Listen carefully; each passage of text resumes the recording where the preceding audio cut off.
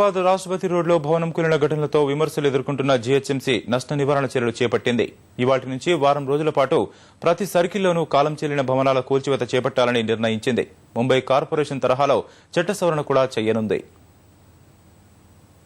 జంట నగరాల్లో పురాతన భవనాలపై ఇప్పటి వరకు చూసి చూడనట్లుగా వ్యవహరించిన జీహెచ్ఎంసీ సికింద్రాబాద్ ఘటనతో మేల్కొంది. గ్రేటర్ పరిధిలో తాజాగా జరిపిన పరిశీలనలో 307 కాలం చెల్లిన భవనాలు ఉన్నట్లు గుర్తించిన అధికారులు వాటిలో 33 నిర్మాణాలను కూల్చివేశారు. మరో 274 భవనాల యజమానులకు తాకీదులు ఇచ్చారు. ప్రతి సర్కిల్లో రోజుకు 2 భవనాల చొప్పున కూల్చివేతలు ప్రారంభించాలని జీహెచ్ఎంసీ కమిషనర్ కృష్ణబాబు అధికారులను ఆదేశించారు. 274 బిల్డింగ్స్ మీద ఫర్దర్ గా ఇంకా యాక్షన్ తీసుకోవాల్సి ఉంది. సో దీంట్లో మనం ఓనర్స్ కి నోటీస్ ఇచ్చిన తర్వాత కొంతమంది స్ట్రెంగ్థనింగ్ వర్క్స్ స్టార్ట్ చేశారు.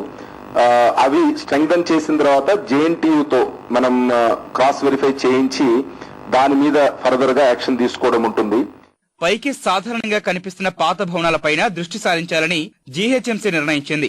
ఇందుకోసం ముంబై కార్పొరేషన్ తరహాలో తరచుగా తనిఖీలు చేయడంతో పాటు నిర్ణీత కాల వ్యవధిలో స్థిరత్వ ధ్రువపత్రాలు సమర్పించేలా చట్ట సవరణ చేయాలని నిర్ణయించారు. ప్రతి 30 ఇయర్స్ దాటిన ప్రతి బిల్డింగ్ కూడా ప్రతి 10 సంవత్సరాలకి, అంటే ప్రతి సంవత్సరం కాకుండా 30 ఇయర్స్ అయిన ప్రతి బిల్డింగ్ కి ఒకసారి మ్యాండేటరీగా మనం స్ట్రక్చరల్ స్టెబిలిటీ వెరిఫై చేయించి ఏదైతే ఇంప్రూవ్మెంట్ చేయాలో చేయించిన తర్వాత వాళ్ళు బాగా చేశారని సర్టిఫికేట్ ఇచ్చిన తర్వాత ఎవ్రీ 10 ఇయర్స్ కి ఆ బిల్డింగ్ మీద మళ్ళీ మ్యాండేటరీ ఇన్స్పెక్షన్స్ చేయడానికి ఒక ప్రొవిజన్ చట్టంలో తీసుకురావడానికి మన ప్రభుత్వం తరపు నుంచి నిర్ణయం తీసుకోవడం జరిగింది.